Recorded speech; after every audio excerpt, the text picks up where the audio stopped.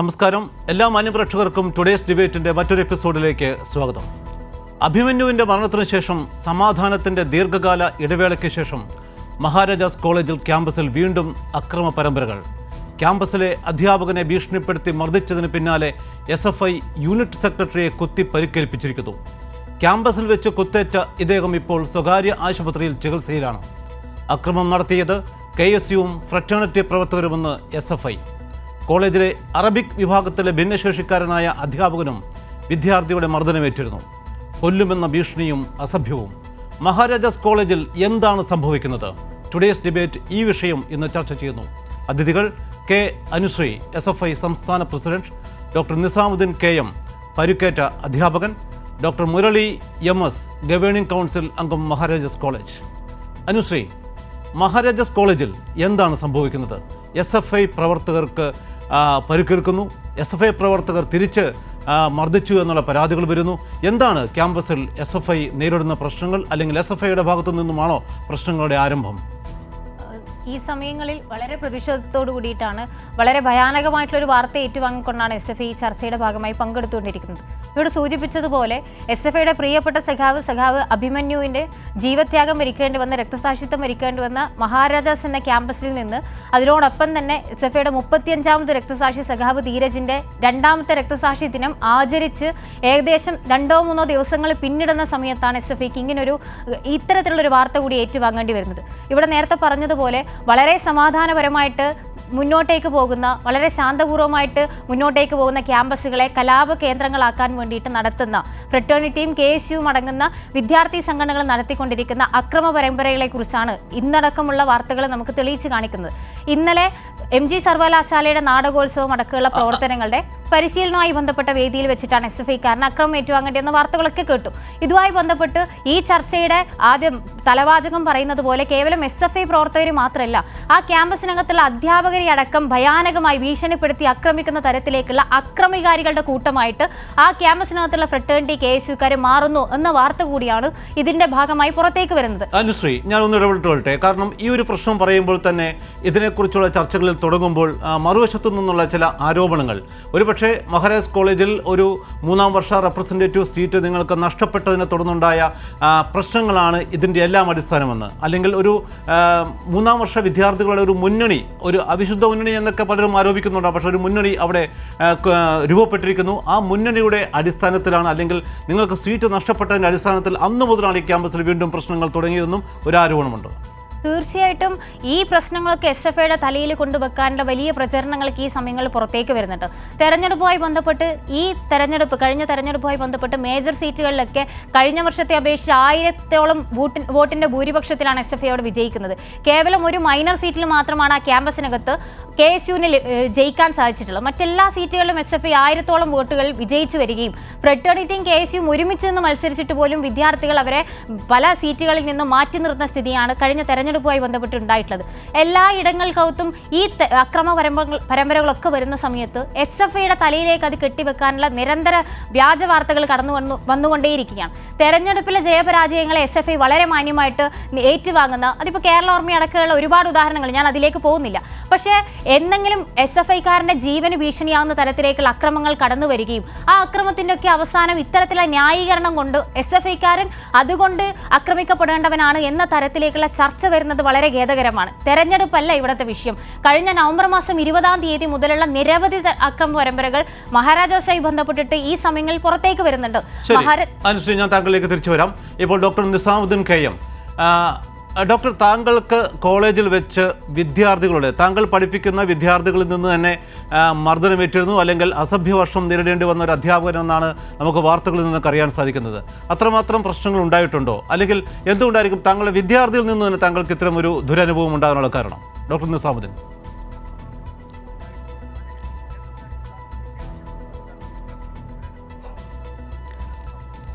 Sir എന്നെ സംബന്ധിച്ചിടത്തോളം ഞാൻ മഹാരാജാസ് കോളേജിൻ്റെ ഒരു അസിസ്റ്റൻറ്റ് പ്രൊഫസറാണ്. അതോടൊപ്പം അവിടുത്തെ 2 വർഷമായിട്ട് അവിടുത്തെ സ്റ്റുഡൻസ് യൂണിയൻ്റെ ചാർജുള്ള സ്റ്റാഫ് അഡ്വൈസർ പദവിയും വഹിക്കുന്ന ആളാണ്.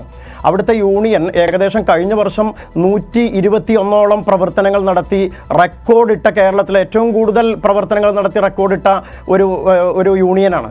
ആ യൂണിയൻ്റെ മാഗസിനാണ് ഏറ്റവും നല്ല അവാർഡ് കിട്ടിയ 2 അവാർഡുകൾ നേടുകയുണ്ടായി, ഒരു യൂണിവേഴ്സിറ്റി അവാർഡ് നേടുകയുണ്ടായി.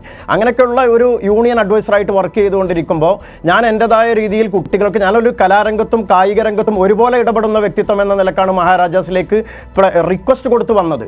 ഈ 15-ാം തീയതി അവിടെ നടന്ന ഡിബേറ്റ് മത്സരത്തിൽ 14-ാം തീയതി ട്രെയിനിൽ പോയിക്കൊണ്ടിരിക്കുന്ന, യാത്ര പോയിക്കൊണ്ടിരിക്കുന്ന, സ്റ്റഡി ടൂറിൽ പോയിക്കൊണ്ടിരിക്കുന്ന ഒരു കുട്ടിയെ ആലുവയിൽ ട്രെയിനിൽ കയറി ആക്രമിച്ചതിൻ്റെ പേരിൽ കൃത്യമായ തെളിവുകളോടുകൂടി RPFന് തെളിവ് കൊടുത്തു. അതിലെ ഒരു പ്രതിയാണ് ബിലാൽ എന്ന് പറയുന്ന എൻ്റെ ഡിപ്പാർട്ട്മെൻറ്റിലെ എൻ്റെ വിദ്യാർത്ഥി, എന്നോട് നല്ല റെസ്പെക്ട് കാണിക്കുന്ന വിദ്യാർത്ഥിയാണ്. അവൻ പിറ്റേ ദിവസം ഡിബേറ്റ് ഏഷ്യാനെറ്റിൻ്റെ ഡിബേറ്റിന് വരികയും അവിടെ അവൻ ക്ഷണിക്കപ്പെടാത്ത അവൻ കയറി വന്ന് മൈക്കെടുത്ത് ഞാനാണ് ട്രെയിനിൽ കയറി അടിച്ചത്, എന്താ പ്രശ്നം എന്ന രീതിയിൽ ഏഷ്യാനെറ്റ് അത് റെക്കോർഡ് ചെയ്തിട്ടുണ്ട്. ബാബു സാറിന് അറിയാം, ഏഷ്യാനെറ്റിൻ്റെ പ്രൊഡ്യൂസർക്ക്. അങ്ങനെ കുട്ടികളെ പ്രൊവോക്ക് ആകുകയും അവനെ ചോദ്യം ചെയ്യുകയും അവൻ പ്രാണരക്ഷാർത്ഥം എൻ്റെ ഡിപ്പാർട്ട്മെൻറ്റിലേക്ക് ഓടി വന്ന് അവിടെ രക്ഷപ്പെടുത്തണം എന്ന് പറഞ്ഞു വന്നപ്പോൾ ഞങ്ങൾ അവനെ രക്ഷപ്പെടുത്തി. പ്രത്യേകിച്ചും എൻ്റെ ഡിപ്പാർട്ട്മെൻറ്റിലെ നൗഷാദ് സാറും ഞാനും അവനെ ഫിസിക്കലായിട്ട് ശരിക്കും അവനെ പിടിച്ചു വെച്ചു. പക്ഷേ എന്നിട്ടും അവന് അവിടെ നിന്ന് പുറത്തേക്ക് പോകാനോ അതല്ലെങ്കിൽ അവനെ പുറത്തേക്ക് വിടാനോ ഞങ്ങൾ തയ്യാറായില്ല. അവിടെ വന്ന അവൻ്റെ കൂട്ടുകാരും അവൻ്റെ ആളുകളും എല്ലാവരും അതിനകത്തേക്ക് കയറി അവനെ പുറത്തേക്ക് തള്ളിക്കൊണ്ടുപോയി. അവർ തമ്മിൽ പരസ്പരം അടി നടന്നു. അവൻ അങ്ങോട്ടും പേന കൊണ്ട് കുത്തുകയും മറ്റൊക്കെ ചെയ്യുന്നുണ്ടായിരുന്നു.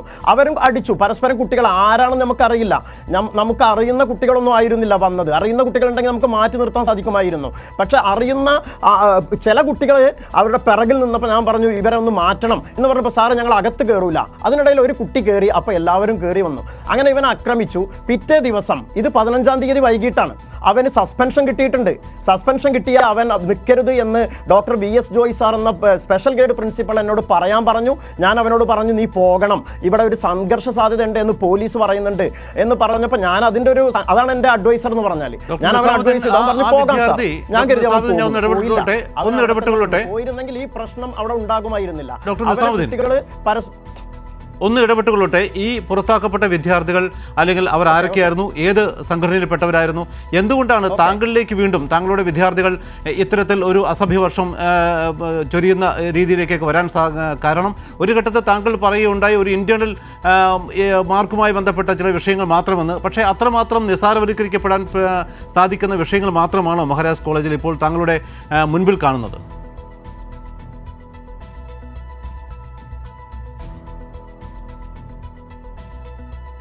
എന്നെ ആക്രമിച്ചത് ഇന്റേണൽ മാർക്കിന്റെ ഒരു കാരണം അതിനകത്ത് ഓൻ പറഞ്ഞു എന്നുള്ളൂ. അതിനകത്തൊരു കാരണം പറഞ്ഞു. രണ്ടാമത്തെ കാരണം പറഞ്ഞത് അവന് നീ ഫ്രറ്റേണിറ്റിക്കാർക്ക് ഞങ്ങളുടെ ഫ്രണ്ട്സിന് നീ സസ്പെൻഷൻ വാങ്ങി കൊടുക്കൂടാ എന്ന് പറഞ്ഞിട്ട് ഞാൻ ഒരു അധ്യാപകൻ എന്ന നിലക്ക് പറയാൻ പറ്റാത്ത, സ്വകാര്യമായിട്ട് പോലും പറയാൻ പറ്റാത്ത ചില വാക്കുകളാണ് അവൻ ഉപയോഗിച്ചത്. എന്നിട്ട് ഞാൻ പറഞ്ഞു എൻ്റെ കൂടെ 2 അധ്യാപകരുണ്ട്, എൻ്റെ കൂടെ സെൽമ ടീച്ചറും സലാഹുദ്ദീൻ സാറും, അവരോടും സംസാരിക്കുന്നുണ്ട്. എൻ്റെ കൂടെ വന്നത് എന്നെ ആക്രമിക്കാൻ വന്ന റാഷിദ് എന്ന് പറയുന്ന പയ്യൻ എൻ്റെ സ്റ്റുഡൻ്റാണ്. അവന് പൊതുവെ അങ്ങനെ ആയിരുന്നില്ല ഞങ്ങളോട്. പക്ഷെ പെട്ടെന്ന് അവൻ വന്നിട്ട് എൻ്റെ ചെവിയിൽ വന്ന് മറ്റധ്യാപകരോട് നല്ല നിലയിൽ സംസാരിച്ച് എന്നോട് വന്നിട്ട് പറഞ്ഞു കൊന്നുകളയും, തട്ടിക്കളയും. പിന്നെ അവസാനം അവൻ പറഞ്ഞു ഞങ്ങൾ പെരുമ്പാവൂരുകാരെ നിനക്ക് അറിയില്ല മുസ്ലിങ്ങൾ. അപ്പം ഞാൻ പറഞ്ഞു ഞാൻ 5 നേരം നിസ്കരിക്കുന്ന മുസ്ലിം അല്ലേ, അപ്പം നമ്മൾ തമ്മിൽ എന്തിനാ ഈ ഒരു പ്രശ്നം? അങ്ങനെ ആ ഒരു പ്രശ്നത്തിൽ അവൻ്റെ പ്രശ്നം ബിലാലിനെ സസ്പെൻഡ് ചെയ്തത് ഞാൻ അന്ന് സത്യത്തിൽ ക്യാമ്പസിലില്ല. അത് ടീച്ചർ എസ്കോർട്ട് പോയ ടീച്ചർ കൊടുത്ത പരാതിക്കനുസരിച്ച് അവനെ സസ്പെൻഡ് ചെയ്തതാണ്. എന്നിട്ട് ഞാൻ ഇവനെ സഹിക്കാൻ വയ്യ, എനിക്ക് സംസാരിക്കാൻ സമയമില്ല, നിന്നോട് പറ്റില്ല എന്നും പറഞ്ഞിട്ട് ഞാൻ പുറത്തുപോയി. ഞങ്ങൾ ഡിപ്പാർട്ട്മെൻറ്റ് പറഞ്ഞിരുന്നു ഡിപ്പാർട്ട്മെൻറ്റിൽ അതിക്രമിച്ച് കയറിയവർ അവർക്ക് നടപടി എടുക്കണമെന്ന് സംയുക്തമായി പറഞ്ഞ കൂട്ടത്തിൽ ഒരാളാണ് ഞാൻ. ഡോക്ടർ നിസാമുദ്ദീൻ, ഞാൻ താങ്കളിലേക്ക് തിരിച്ചു വരാം. ഈ ഒരു ഘട്ടത്തിൽ കോളേജ് ഗവേണിംഗ് ബോഡി കൗൺസിൽ അംഗവും PTA സെക്രട്ടറിയുമായിട്ടുള്ള ഡോക്ടർ മുരളി MS നമ്മളൊപ്പം ടെലിഫോൺ ലൈനിലുണ്ട്. ഡോക്ടർ മുരളി, മഹാരാജാസ് കോളേജ് വീണ്ടും അടച്ചിട്ടിരിക്കുകയാണ്. പ്രശ്നങ്ങൾ പരിഹരിക്കപ്പെടേണ്ടതാണ്, പക്ഷേ പ്രശ്നങ്ങൾ വീണ്ടും വന്നുകൊണ്ടിരിക്കുന്നു. ഇതൊരു അവിശുദ്ധ കൂട്ടുകെട്ടിൻ്റെ ഫലമാണെന്നാണ് മാധ്യമങ്ങൾ പോലും പറയുന്ന ഒരു ഘട്ടത്തിലേക്ക് നാം കണ്ടുവരികയാണ്. എന്താണ് ഗവേണിംഗ് കൗൺസിലിന് ഈ ഒരു നടപടി അല്ലെങ്കിൽ മഹാരാജാസ് കോളേജ് അനിശ്ചിതകാലത്തേക്ക് അടച്ചിടുവാനുണ്ടായ ഒരു കാരണം എന്തുകൊണ്ടാണ്? എറണാകുളം മഹാരാജാസ് കോളേജ് കേരളത്തിലെ സാധാരണക്കാരായ വിദ്യാർത്ഥികൾ പഠിക്കുന്ന ഏറ്റവും പ്രധാനപ്പെട്ട ഏറ്റവും കൂടുതൽ വിദ്യാർത്ഥികൾ പഠിക്കുന്ന പ്രധാനപ്പെട്ട കോളേജുകളിലൊന്നാണ്. ആ കോളേജിൽ സാമൂഹികവും രാഷ്ട്രീയവുമായിട്ടുള്ള ഏത് കാര്യങ്ങൾ വന്നാലും അതിലെല്ലാം തന്നെയും അതിന്റെ പ്രതികരണം അപ്പോൾ തന്നെ കോളേജിൽ ഉണ്ടാകുന്ന അത് സാധാരണയായിട്ട് സംഭവിച്ചുകൊണ്ടിരിക്കുന്നു. അതിന്റെ ഒരു പാരമ്പര്യവും ഇപ്പൊ 150-ാം വർഷത്തിലേക്ക് കോളേജ് എത്തുകയാണ്. അത് ആ പാരമ്പര്യം നോക്കിക്കഴിഞ്ഞിട്ടുണ്ടെങ്കിൽ ഇതൊക്കെ ഇങ്ങനെയെല്ലാം സംഭവിക്കുന്നുണ്ട്. ഞാൻ 14 വർഷമായി ആ കോളേജിൽ ജോലി ചെയ്യുകയാണ്. 14-ാമത്തെ വർഷമാണ്. 2010, 11, 12 കാലഘട്ടത്തിലൊക്കെ ആ കോളേജിൽ ഇടയ്ക്കിടയ്ക്കെല്ലാം തന്നെ വിദ്യാർത്ഥി സംഘർഷങ്ങൾ ഉണ്ടാകാറുണ്ട്. എന്നാൽ കഴിഞ്ഞ കുറച്ച് നാളുകളായിട്ട്, കുറച്ച് വർഷങ്ങളായി കോളേജിൽ വളരെ സമാധാനപരമായ അന്തരീക്ഷമായിരുന്നു. 2018 അഭിമന്യു കൊല ചെയ്യപ്പെടുന്ന ആ സംഭവം ഒഴിച്ചാൽ ഏതാണ്ട് 8-9 വർഷമായിട്ട് കാര്യമായ വിദ്യാർത്ഥി സംഘർഷങ്ങൾ ഉണ്ടായിട്ടില്ല. പിന്നെ വ്യക്തിപരമായ പ്രശ്നങ്ങൾ കൊണ്ടൊക്കെ എന്തെങ്കിലും ഒരു നിസ്സാര കാര്യങ്ങളല്ലാതെ ഈ രീതിയിലുള്ള ഒരു വിദ്യാർത്ഥി സംഘർഷത്തിലേക്ക് അതൊരിക്കലും പോയിരുന്നില്ല. ഇപ്പോൾ നേരെ മറിച്ച് ഈ വളരെ അടുത്ത കാലത്തായിട്ട് ഈ രീതിയിലുള്ള സംഘർഷങ്ങൾ ഉണ്ടാവുകയാണ്. അതിലിപ്പോ ഈ കഴിഞ്ഞ ഇലക്ഷനോടനുബന്ധിച്ച് അതിനെ തുടർന്ന് ആ ഇലക്ഷനിൽ തന്നെയും ചില നിങ്ങൾ തലക്കെട്ടിൽ സൂചിപ്പിക്കുന്നത് പോലുള്ള ചില കൂട്ടുകെട്ടുകളൊക്കെ ഒരുപക്ഷെ പറയാൻ കഴിയുന്ന രീതിയിലാണ് അവിടെ ആ ക്യാമ്പസിൽ പ്രവർത്തനങ്ങൾ മാറി നിന്ന് നോക്കുന്ന ഒരാളെ സംബന്ധിച്ചിടത്തോളം നമുക്കത് മനസ്സിലാകും. ആ രീതിയിലുള്ള ചില കൂട്ടുകെട്ടുകളുണ്ട്. അതിന്റെ ഫലമായിട്ടെന്നോണമാണ് ഇപ്പോൾ ഈ ഇത്തരത്തിലുള്ള ചില സംഘർഷങ്ങൾ ഉണ്ടായിട്ടുള്ളത്. അതിൽ തന്നെയും നമ്മുടെ കോളേജിലെ അറബിക് ഡിപ്പാർട്ട്മെന്റിലെ അദ്ദേഹം ഇപ്പോൾ സംസാരിക്കുന്നത് ഞാൻ കേട്ടു. അറബിക് ഡിപ്പാർട്ട്മെന്റിലെ അധ്യാപകനായിട്ടുള്ള ഡോക്ടർ നിസാമുദ്ദീനെ കയ്യേറ്റം ചെയ്യുന്ന ആ ഒരു കാര്യത്തിലേക്ക് വരെ എത്തിയിരിക്കുകയാണ്. കഴിഞ്ഞ തിങ്കളാഴ്ച രാത്രി നിസാമുദ്ദീൻ അത് പറഞ്ഞോ, ആ സമയത്ത് എന്റെ ലൈൻ എനിക്ക് കേൾക്കാൻ കഴിഞ്ഞിരുന്നില്ല. കഴിഞ്ഞ തിങ്കളാഴ്ച രാത്രി നിസാമുദ്ദീനെ ഫോണിൽ വിളിച്ചിട്ട് ഒരു വിദ്യാർത്ഥി ഭീഷണിപ്പെടുത്തുന്ന അങ്ങനെ ഒന്ന് സംഭവിക്കുകയുണ്ടായി. അദ്ദേഹം അപ്പോൾ തന്നെ തൊട്ടു പിന്നാലെ എന്നെ വിളിച്ച് ആ കാര്യം പറയുകയുണ്ടായി.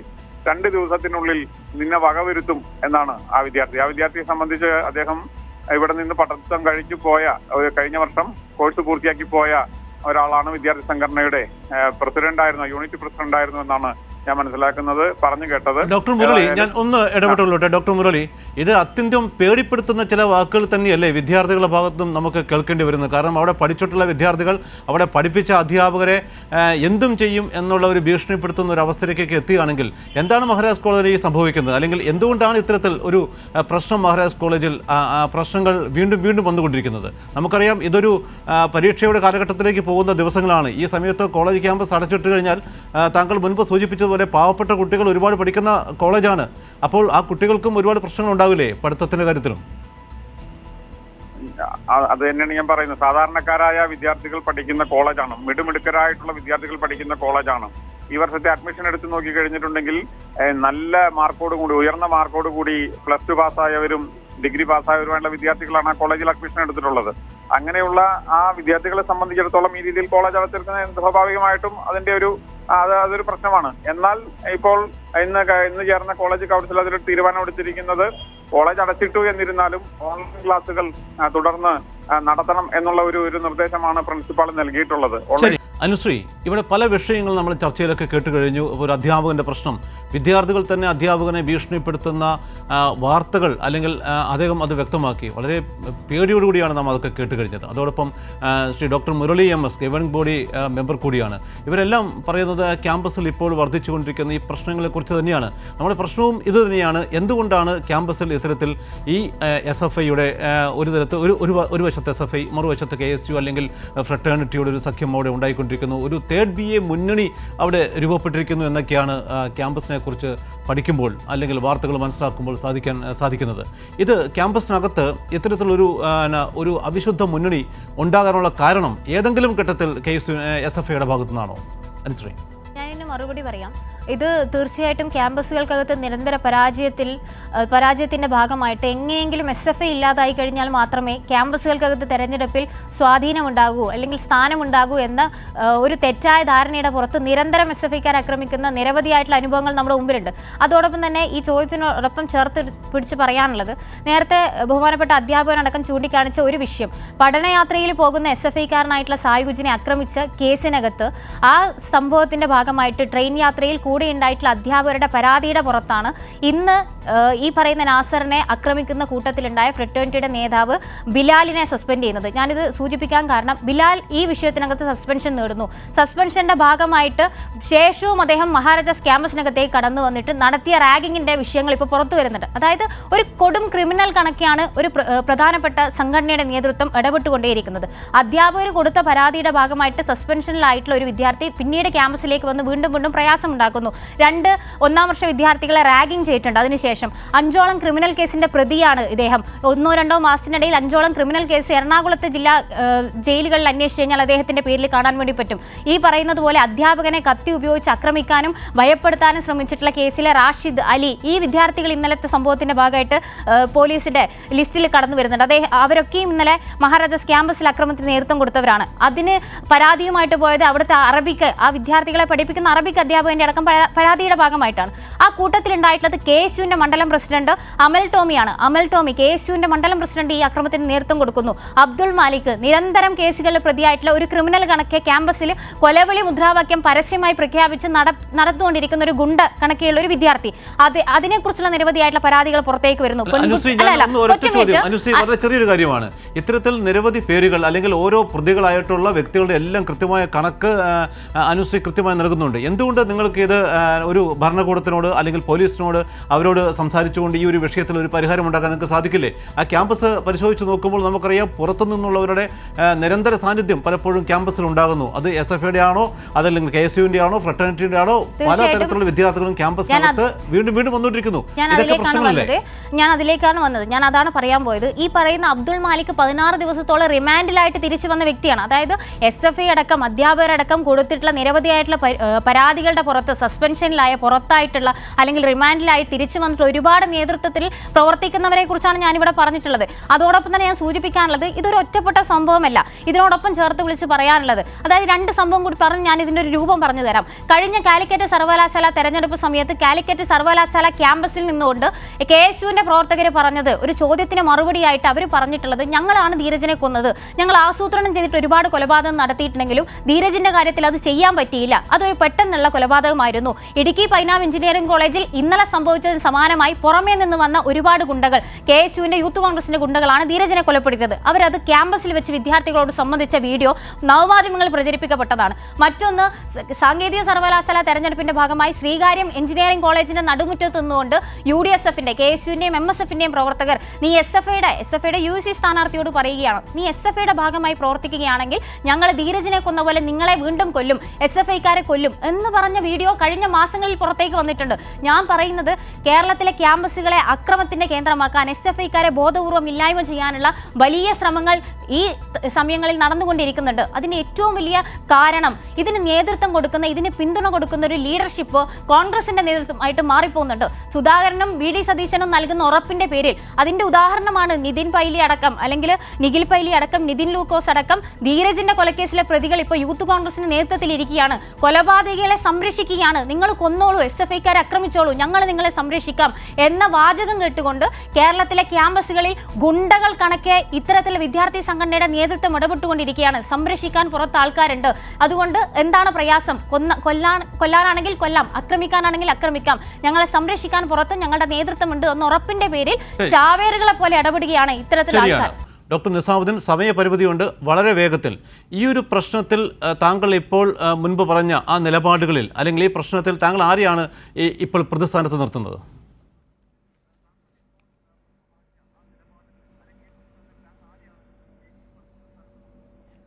എനിക്ക് ഇതുമായിട്ട് ബന്ധപ്പെട്ട് ആദ്യ ഭീഷണി വരുന്നത് 15-ാം തീയതി രാത്രി 8:54 9745011569 എന്ന നമ്പറിൽ നിന്നാണ്. അതിൻ്റെ കോൾ ഹിസ്റ്ററി കറക്റ്റായിട്ട് എൻ്റെ അടുത്തുണ്ട്, അതിൻ്റെ കൃത്യമായിട്ടുണ്ട്. അത് സൈബറിന് കൊടുത്താൽ പരിശോധിക്കാം. അവൻ്റെ പേര് ഫയാസ് ആണ് എന്ന് 16-ാം തീയതിയാണ് ഞാൻ മനസ്സിലാക്കുന്നത്. അത് അവൻ KSUവിൻ്റെ കഴിഞ്ഞ വർഷത്തെ പ്രസിഡൻ്റായിരുന്നു എന്നാണ് പറയുന്നത്. എനിക്ക് അവനോട് ഒരു ബന്ധമല്ല, ഞാൻ അവനെ കണ്ടതായിട്ടും എനിക്കറിയില്ല.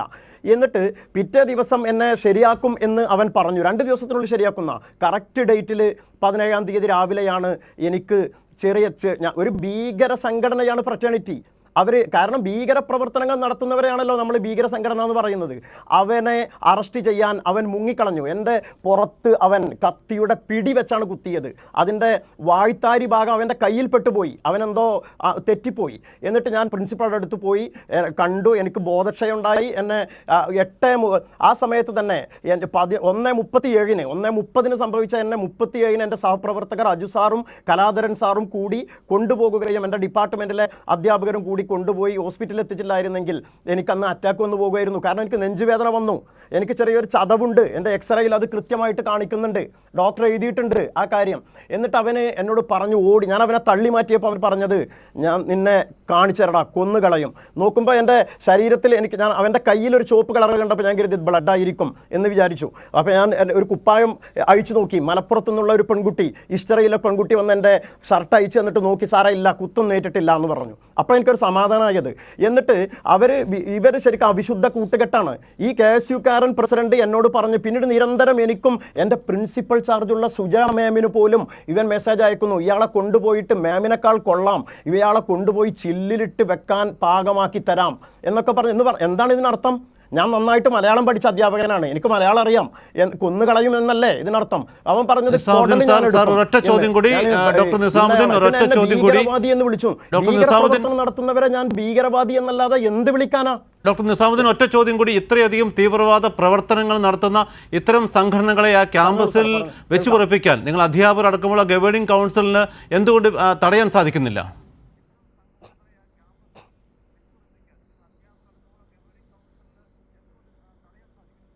സാർ, ഗവേണിംഗ് കൗൺസിലിന് ഒരു പരിമിതിയുണ്ട് ഇത് തടയുക എന്ന വിഷയത്തിൽ. ഈ വിഷയം ഏതൊരാൾക്കും രാഷ്ട്രീയം നടത്താമല്ലോ ക്യാമ്പസിൽ. അങ്ങനെ നിരോധിത പാർട്ടിയല്ലല്ലോ. ഞാൻ പറയാൻ പോകുന്നത് ഇവിടെ പല പാർട്ടികളെയും നിരോധിച്ചിട്ടുണ്ട്. ആ കൂട്ടത്തിൽ ക്യാമ്പസിലെ ഈ പ്രവർത്തനം നടത്തുന്ന ഫ്രറ്റേണിറ്റി എന്ന സംഘടനയെ നിരോധിക്കണം. അവർ പേര് മാറ്റി ബീജം കൊടുത്ത വേറെ പാർട്ടികൾ മുമ്പ് ഇവിടെ ഉണ്ടായിട്ടുണ്ടാകാം. ഇവർക്ക് സമയപരിമിതി കൊണ്ട് താങ്കളിലേക്ക് മുമ്പോട്ട് പോകാൻ സാധിക്കുന്നില്ല. ടുഡേസ് ഡിബേറ്റ് അവസാനിക്കുകയാണ്. ക്യാമ്പസുകൾ എപ്പോഴും അത് പഠനത്തിനും മറ്റ് കലാപ്രവർത്തനങ്ങൾക്കും ഒക്കെ ആവശ്യമുള്ളതാണ്. അവിടെ ഇത്തരത്തിലുള്ള കലാപങ്ങളും അക്രമങ്ങളും അല്ലെങ്കിൽ അസഭ്യവർഷവും ആവശ്യമുള്ളതല്ല എന്നുള്ള ഓർമ്മപ്പെടുത്തൽ മാത്രം. ടുഡേസ് ഡിബേറ്റ് അവസാനിക്കുന്നു.